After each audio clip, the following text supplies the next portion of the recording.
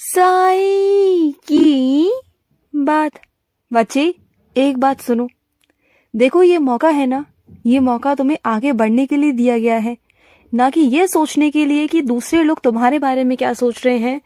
ये सिर्फ और सिर्फ तुम्हें भटकाने के लिए किया जा रहा है। जो भी हो रहा है ना, वो सिर्फ और सिर्फ तुम्हें भटकाने के लिए किया जा रहा है, लेकिन तुम्हें भटकना नहीं है। ये मौका है, तुम्हें आगे बढ़ना है, क्योंकि ये मौके ना बार बार नहीं आते। और ये मौका तुम्हारे जिंदगी में आया है ना, तो बस ये समझ लो तुम्हारे साईं का आशीर्वाद है ये, तब जाकर ये मौका तुम्हारी जिंदगी में आया है।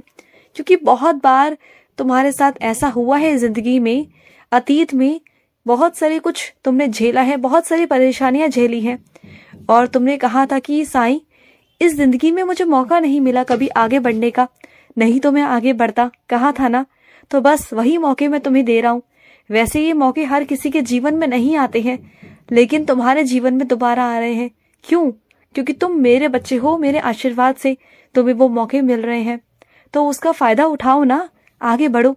अगर ऐसे लोगों की तरफ देखते रहोगे कि वो क्या सोच रहा है, वो क्या सोच रहा है, वो क्या कह रहा है, तो इसी में फंस जाओगे। देखो, इस जाल में मत फंसो, इस जाल से अलग होकर हटकर निकलो और वो चमकता हुआ तारा बनो कि लोग तुम्हारे पास जाएं, तुम्हारी प्रशंसा करें, तुम्हारे लिए तालियां बजाएं, तुम्हें शाबाशियां दें। समझ रहे हो ना? तुम उदाहरण बनोगे उन लोगों का जो बेचारे टूट कर बिखर कर अपनी जिंदगी में बैठ जाते हैं, और वो ना हार कर इस तरह से बैठ जाते हैं कि उन्हें लगता है कि अब शायद जिंदगी में कुछ हो ही नहीं सकता, अब उनकी जिंदगी में बस यही है, और वही चीजों को स्वीकार कर कर बैठ जाते हैं। ना वो मेहनत करने की कोशिश करते हैं, ना आगे बढ़ते हैं। देखो, जो हार मान कर बैठ जाता है ना, तो वो हार ही जाता है, लेकिन जो हार ना मानते हुए भी आगे बढ़ता है, रुकता नहीं है ना, तो वही जो कोहरा होता है ना, जो आंधी तूफान होते हैं ना, उन सबको चीरता हुआ वो निकल जाता है, और जो थम जाता है, ठहर जाता है ना, बस वो वहीं तक ही रह जाता है। तो तुम्हें अब ये निश्चित करना होगा कि तुम्हें क्या करना है। फैसला लेना होगा कि तुम्हें भी उन सबके साथ में, भीड़ के साथ में रुककर वहीं रुकना है, उस आंधी तूफान में रुकने का इंतजार करना है, या फिर आगे बढ़ना है अपने साईं के नाम से। क्या करना है तुम्हें, ये फैसला तुम्हारा है। समझ रहे हो ना? ये फैसला मैं तुम पर छोड़ता हूँ कि तुम्हें क्या करना है। अब देखो कि जिंदगी तुम्हारी है और तुम्हें ये फैसले लेने हैं। मेरा काम था तुम्हें मौके देना, तुम्हारा हाथ पकड़ना, अब तुम्हारा काम है चलना। जब तक चलोगे नहीं, मैं तुम्हारा साथ नहीं दे सकता, मैं तुम्हारा हाथ नहीं पकड़ सकता। तुम निश्चित करो और कहो मुझसे कि हाँ साईं, मुझे चलना है, मुझे जीतना है साईं। वो जोश, वो जुनून लाओ अपने अंदर, फिर देखो मैं तुम्हें कैसे आगे लेके चलता हूँ। और अपने कुछ बच्चों से कहना चाहता हूँ कि हमेशा चेहरे की तरफ ही तुम्हारा ध्यान रहता है कि ये सौंदर्य प्रसाधन लगाने हैं, ये करना है, वो करना है। कभी अपने पाँव की तरफ भी ध्यान रख लो। तुम्हारे पैरों की एड़ियां कितनी फट गई हैं, तुम जानते हो? एड़ियां फटना नकारात्मकता की निशानी होती है, ये अलक्ष्मी का वास होता है इसमें। समझ रहे हो ना? फिर घर में बरकत नहीं आएगी, फिर तुम परेशान रहोगे। तो हो सके तो इस मौसम में पैरों को ढककर रखो और तेल लगाकर रखो, जिससे तुम्हारे पैरों में रूखापन ना आए और जिससे तुम्हारे पैर भी साफ सुथरे रहें और अच्छे रहें। समझ रहे हो ना? नहीं तो तुम्हारे एड़ियों में भी दर्द भी हो सकता है, और अगर ज्यादा दिनों तक तुमने ध्यान नहीं दिया तो उसमें से खून भी निकल सकता है, फिर तुम परेशान हो जाओगे, चल नहीं पाओगे, घाव हो जाएंगे। तो इसलिए तुम्हें पहले से ही बोल रहा हूँ, ध्यान रखो अपना। और सुनो, तुम कभी ना बिंदी नहीं लगाते हो, है ना? लेकिन जब तुमने कल बिंदी लगाई थी तो तुम बहुत खूबसूरत लग रहे थे, बहुत खूबसूरत।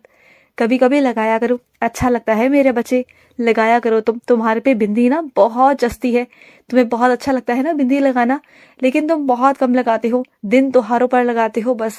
लेकिन लगाया करो, लगाया करो, अच्छा लगता है तुम पर। देखो, सज सवर कर अच्छे से रहोगे तो तुम्हारे मन को भी अच्छा लगेगा। तो अपने आप को खुश करने की सोचा करो, ना कि दुनिया को। दुनिया के लिए सजा सवरा मत करो, अपने साईं के लिए और अपने लिए सजा सवरा करो। देखो, जब तक तुम अपने आप को खुश नहीं रखोगे ना, तो तुम दुनिया को नहीं खुश रख सकते, ना तुम किसी और को खुश रख सकते हो।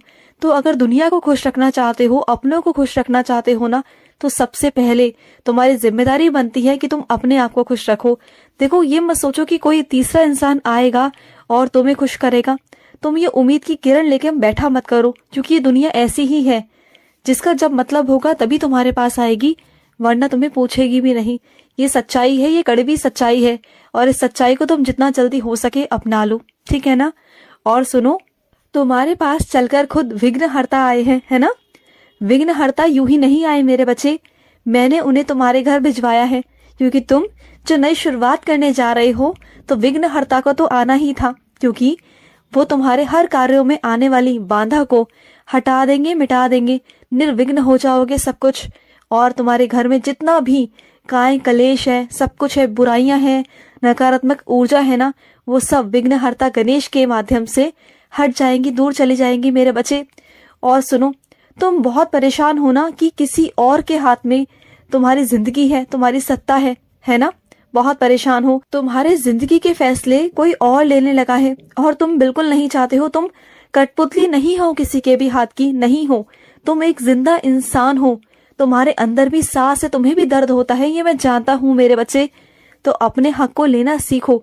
तुम किसी के हाथ की कठपुतली नहीं हो कि किसी के कहने पर तुम चलोगे। कोई कहेगा कि उठो तो उठोगे, कोई कहेगा तो बैठोगे, नहीं, बिल्कुल नहीं। जो अब तक किया वो अब नहीं करना है तुम्हें, बल्कि आवाज उठानी है और साफ साफ मना करना है कि तुम वो नहीं करोगे। उनकी किसी भी बात को तुम्हें अपनाना नहीं है, तुम्हें स्वीकार नहीं करना है। और खासतौर से वो चीजें जो तुम्हारे दिल गवाही ना दे करने का, वो तो तुम्हें कभी स्वीकार नहीं करना, बिल्कुल भी नहीं करना है, समझ गए ना। और सुनो, जब तुम दो लोगों के बीच में लड़ाई झगड़ा या कोई कहासुनी या कोई बात होती है ना, तो उसे अपने तक ही रखा करो, क्योंकि ना लोगों की नजरें रहती हैं, लोगों के कान रहते हैं हमेशा सुनने के। वो बस यही सुनते रहते हैं कि क्या चल रहा है, क्या नहीं चल रहा है। उनकी बस नजरें, उनके कान सिर्फ और सिर्फ तुम्हारे कमरे की तरफ रहते हैं। तो जो भी सुलझाना है, जो भी करना है, या जो भी कहासुनी है, जो भी है, वो सिर्फ अपने कमरे तक रखो। तुम्हारी लड़ाई की वजह भी उन तक नहीं पहुंचनी चाहिए कि तुम्हारी लड़ाई की वजह भी क्या है, क्योंकि वो वजह जानकर ना फितूल बनाते हैं और उसको लंबा लंबा खींच कर ना तुम्हें परेशान करने की कोशिश करते हैं, मानसिक तौर पर तुम्हें परेशान करते हैं। और जो तुम्हारा सामने वाला है ना, उसे भड़काने की कोशिश करते हैं कि तुमसे वो और नाराज हो जाए, ना कि उसे मनाने की कोशिश करते हैं, उसे और भड़काने की कोशिश करते हैं, ना कि उसे समझाते हैं। तो फिर ना ऐसे में ना अपनी वजह को ही सामने मत आने दिया करो, क्योंकि ऐसे लोग बदतमीज लोग होते हैं। उन्हें अपना तो कुछ दिखाई नहीं देता, लेकिन वो तुम्हारे थाली में झांकना बंद नहीं करते, तुम्हारे कमरे में झांकना बंद नहीं करते, क्योंकि उन्हें हमेशा यही रहता है कि तुम क्या खाते हो, क्या पीते हो, क्या कहते हो, उन्हें सब जानना होता है। बल्कि दुनिया के नजरों में वो सबके सामने कहते हैं कि उन्हें तुमसे कोई मतलब नहीं, कोई नहीं, लेकिन मतलब तो उन्हें है, अंदर ही अंदर ईर्ष्या है उन्हें। और ईर्ष्या तो वही होती है जहां मतलब होता है। तो बस समझ जाओ मेरे इशारों को, मैं किस ओर इशारा कर रहा हूँ, कि लोगों की तरफ इशारा कर रहा हूँ ना, उस बात को तुम समझ जाओ, है ना। देखो, मैं पहले तो नहीं कहता था, लेकिन अब तुमसे कह रहा हूँ कि थोड़ा सख्त बन जाओ, थोड़ा कड़े बन जाओ, क्योंकि तुम बहुत नर्म दिल के रहे हो, बहुत विनम्र रहे हो सबके साथ, तुमने सबके साथ अच्छा व्यवहार किया है। और आज यही है कि वो लोग तुम्हारे साथ उल्टा सीधा करते हैं, गलत चीजें करते हैं, क्योंकि उन्हें लगता है कि तुम कुछ कहोगे नहीं, करोगे नहीं। लेकिन अब मैं तुमसे कहता हूँ कि अब थोड़ा सख्त बन जाओ, क्योंकि अब ये दौर अलग है। वो दौर अलग था जब मैंने तुमसे शांत रहने को कहा, लेकिन अब मैं तुमसे कहता हूँ कि बोलो, आवाज उठाओ, और अगर तुमसे कोई कुछ कहे ना, तो उसे उसी का वही जवाब दे के आओ। देखो, तुम शांत नहीं बैठ सकते, अब तो बिल्कुल नहीं बैठ सकते। तुम कहना और तुम्हारे शब्दों में मैं विराजित हो जाऊंगा, ठीक है ना। खुश रहो। आज का मध्याह्न साई संदेश समाप्त हुआ।